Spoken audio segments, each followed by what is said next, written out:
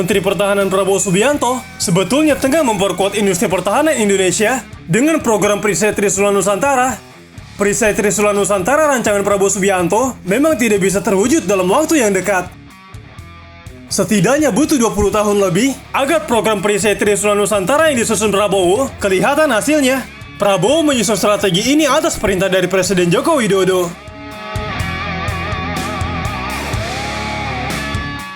Perisai Trisula Nusantara bukan cuma soal memperkuat pertahanan Indonesia dengan pembelian alutsista dari luar negeri.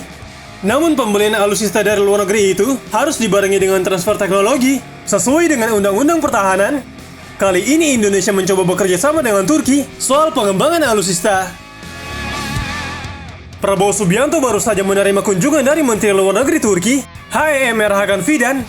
Prabowo Subianto menerima kunjungan Menteri Luar Negeri Turki di Gedung Kementerian Pertahanan Jakarta. Menteri Pertahanan Prabowo dan Menteri Luar Negeri Turki membahas sejumlah agenda terkait hubungan bilateral kedua negara, termasuk kerjasama di bidang pertahanan. Prabowo Subianto menuturkan, masih banyak bidang kerjasama pertahanan yang bisa digarap Indonesia dan Turki, maka dari itu ia berharap Indonesia dan Turki bisa memanfaatkannya. Menteri Pertahanan Prabowo Subianto mengungkapkan, masih banyak bidang kerjasama pertahanan yang dapat dimanfaatkan kedua negara yang harus ditingkatkan untuk peningkatan kapasitas angkatan bersenjata maupun sektor industri pertahanan.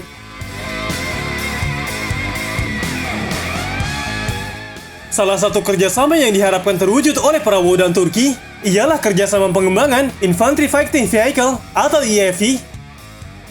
Hingga kini kerjasama pertahanan yang telah dilaksanakan oleh kedua negara, diantaranya bidang penelitian dan pengembangan software defense radio, kemudian kerjasama penelitian dan pengembangan IFV atau Infantry Fighting Vehicle.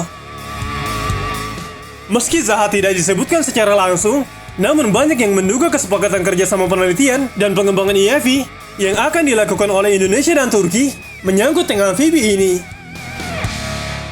Menteri Pertahanan Prabowo Subianto menilai Turki adalah negara sahabat yang penting dalam kerangka bilateral.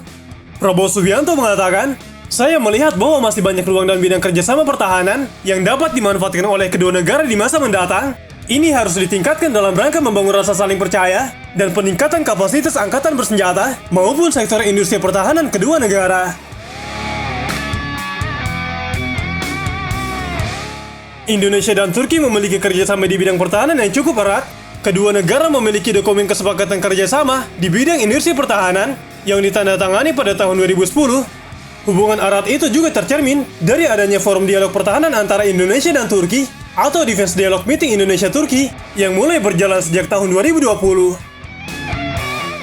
Kedua negara juga memiliki kerjasama penelitian dan pengembangan di bidang pertahanan. Kerjasama yang telah dilaksanakan saat ini antara lain kerjasama penelitian dan pengembangan Infantry Fighting Vehicle antara FNSS Turki dan PT Pindad Indonesia.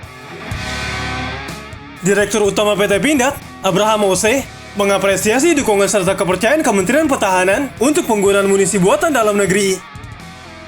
Abraham Ose juga mengatakan, produksi bersama Armored Amphibious Assault Vehicle ini akan memperkuat jajaran kendaraan tempur produksi PT Pindad dan mendukung TNI Angkatan Laut dalam operasi menggunakan kendaraan amfibi.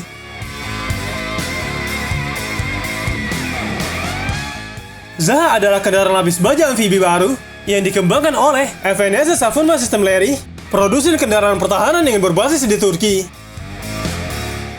Kendaraan ini dimaksudkan untuk membantu Angkatan Laut Turki selama operasi amfibi.